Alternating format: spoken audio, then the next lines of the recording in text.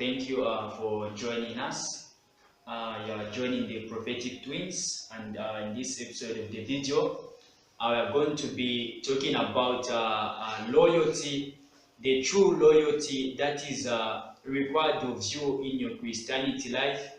Many of the times we take loyalty in another way. We think that being loyal is we mistake it to being humble, maybe doing the directions of maybe your spiritual father. You are always there attending church every Sunday. You attend Bible studies, and you do all sorts of Christianity things, but there is the kind of loyalty that is required, and the kind of humbleness that is required in your walk with Jesus, and that is what we are going to be talking about in this video. So I will welcome you all, and I pray that may the Holy Spirit help you to understand, and may you be awakened to the truth in the name of Jesus.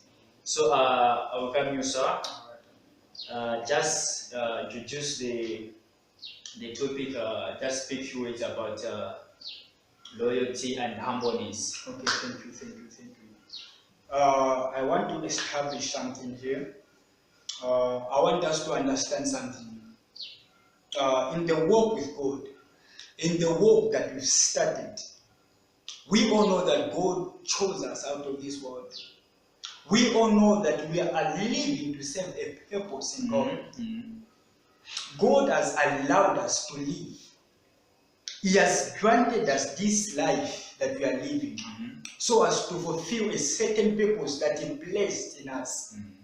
But I want you to understand something, that it is not our works that we do, but the works of God. Even Jesus Himself spoke a cardinal statement. Oh, yes. He said, the things that I do, it is not me, but the Father in me is the one who works everything. Sure. You understand that it wasn't Jesus who was doing that, but it was the Father, because He was in the Father and the Father was in Him. The Father did everything, all that works, all the great things that we read of in the Bible. It was Jesus, it was God in Jesus doing the works. Oh, yes. So I believe that God in church has set apostles, pastors, prophets, the fivefold ministries. They are servants of God. You've been raised, you've been set apart by God for a reason. Not to preach yourself, but to preach the works of God. To the what? To the body of Christ. Now there are things you as a preacher, you as a teacher, you as a person who has been set apart, you are supposed to follow. Oh, yes. It is not just you coming out and start preaching. Oh, yes. It is not just the matter of reading the Bible and taking it to another level by speaking it, by putting into utterances your own understanding. Loyalty is one of the cardinal things that is required for a believer or a teacher, rather a minister of the gospel in the walk with God. When you read the works and the lives of the godly men God raised, there are things that they did. Oh, yes. It wasn't just the matter of them being a man of God that allowed them to move in those dimensions that they moved. You need to understand that there was an act of loyalty. There was an act of loyalness. There was an act of humility, humbleness that they pursued, that they acted. You need to understand that. I can talk of Moses. Moses was a man who was set apart. Moses was loyal and he was humble before God. Moses moved in humility, total humility, with total loyalty in God. Oh, yes. Now I want us to understand, what is it that is required of a minister? What is it that is required of a minister for him to perform and to move in the actual will of God? what is it that is required of him that he is supposed to do that Jesus may reveal himself? Because you need to understand something in the book of John 14, verses 25. This was a time when Jesus was talking to his disciples. He told them, and he spoke of a cardinal statement, very paramount. He spoke of something. That is John 14, verses 25. I'm reading.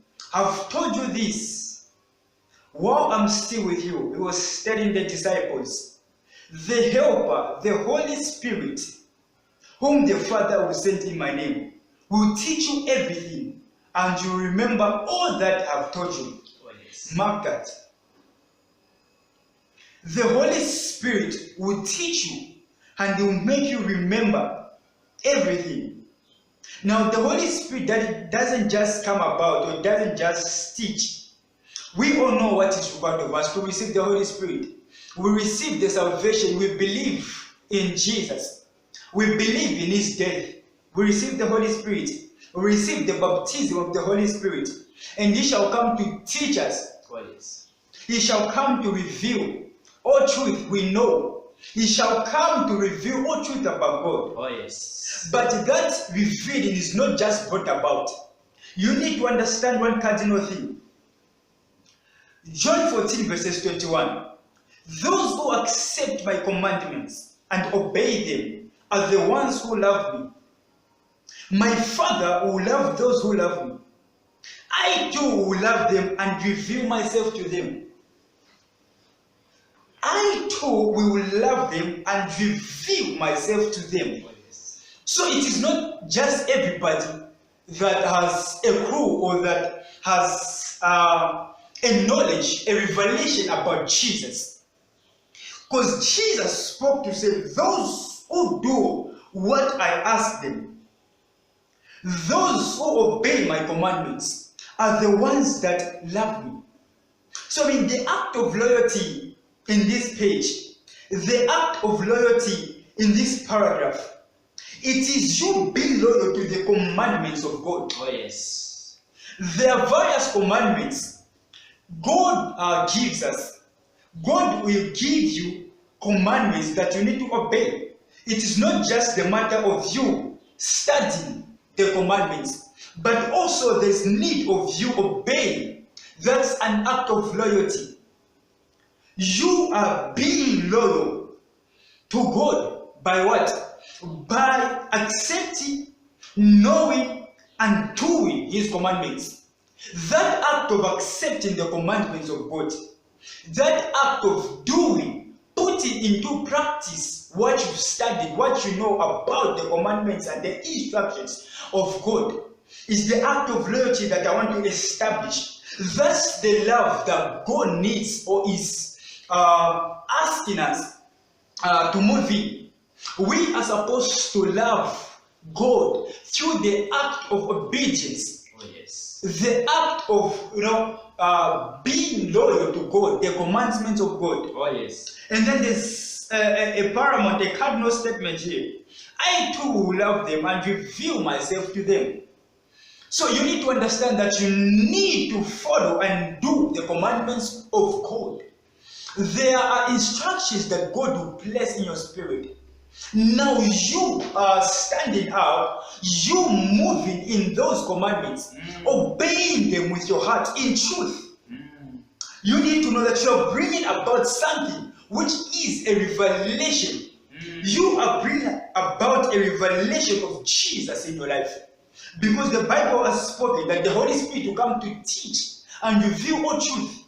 Now we need to be loyal. We need to be humble. We need to be servants. We need to be children of God that are willing to sacrifice our lives. We need to be a kind of people that are willing to obey the commandments of God. It takes self-sacrifice. You sacrifice your desires. You drop your desires and you engage in the desires of the Holy Spirit. Meaning, you follow and obey the commandments that the Holy Spirit will reveal to you. He shall not reveal to you based on what he understands, but based on what he heard from God. Meaning the Holy Spirit knows exactly what you're supposed to do. He knows exactly the tools that you're supposed to use for your walk with God. It is not easy, I can tell you, to please God by your own strength. No wonder we need the Holy Spirit, for He shall come to help us. He shall come to reveal the whole truth. He shall reveal the truth. And that's when you're saying that the Holy Spirit is going to come to reveal the truth. How about those people, they are believers, quite okay, they are born again, but they can't still let go of the things of the world, and yet they have made a repentance prayer to say, Holy Spirit, take over. How is it done? Is it that they do not adhere to the voice of the Holy Spirit, or is just that maybe they were just making up a story to say they are born again? When you go in the book of First Peter, Peter wrote something. Okay. He said, get rid of your evil desires. Get rid, meaning you accepting Jesus. You receiving the Holy Spirit as an act of promise. Because God promised to, whoever shall believe, he shall receive the Holy Spirit. So you need to understand something. When the Holy Spirit comes in you, He's got desires. Now it's up to you to transform